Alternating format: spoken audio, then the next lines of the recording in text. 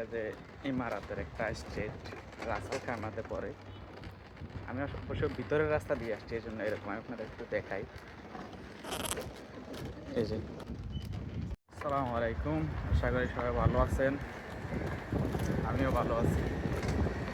আসছি আমার একটা কলিগের এখানে নামাই দিতে দোকানে, যেহেতু আমার বাসা থেকে মার্কেট একটু দূরে।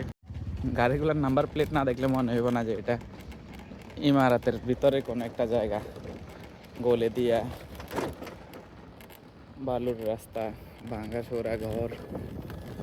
এই যে মনে হইতেছে আফ্রিকার কোনো দেশে আছি আমি, এমন লাগতেছে। আমি অবশ্য এখান দিয়ে তেমন একটা আশা হয় না, শর্টকাট নেওয়ার জন্য এই রাস্তাটা চয়েস করা। এরকম অনেক জায়গা আছে এই এরিয়াতে, ভিতরে ঢুকলে মনে হয় না যে এটা ইউএই। আজকে ওয়েদারটা মোটামুটি ভালো আছে, অন্য দিন পুরা ঘোলাটে ওয়েদার থাকে।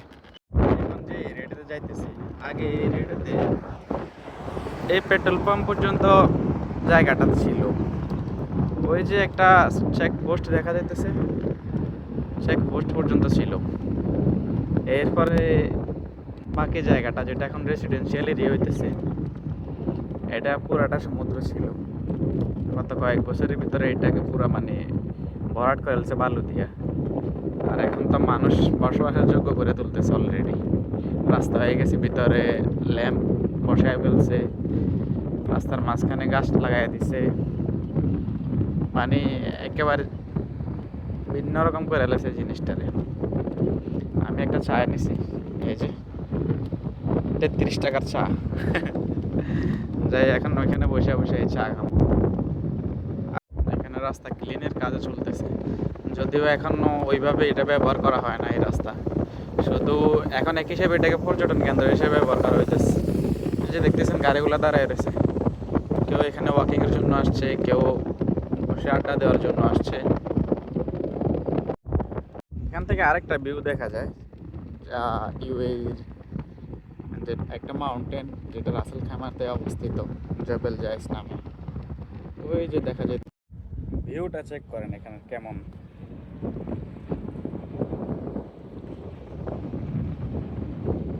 এই সাইডটা এখনো পুরা আন্ডার কনস্ট্রাকশনের মধ্যে, যদিও এই জায়গাগুলা পাবলিকের জন্য ওপেন করে দিছে।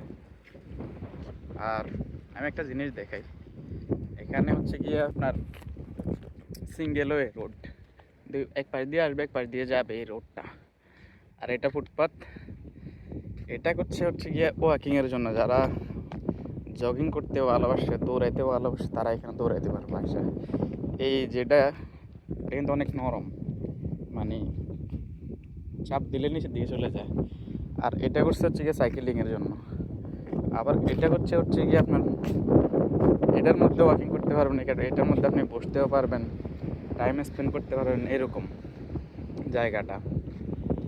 এটা আমার মনে হয় আগামী 1 বছর বা 2-3 বছরের ভিতরে এটা পুরোপুরি রেসিডেন্সিয়াল এরিয়া হয়ে যাবে। এটা পুরাটা কাজ কিন্তু অনেক ঊর্ধ্বগতিতে আগাইতে আছে।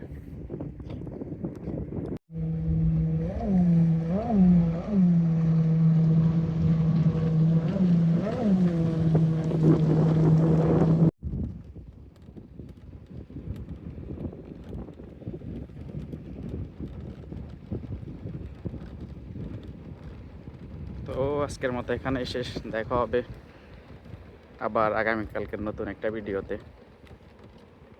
সবাই ভালো থাকবেন, সুস্থ থাকবেন, আল্লাহ হাফেজ।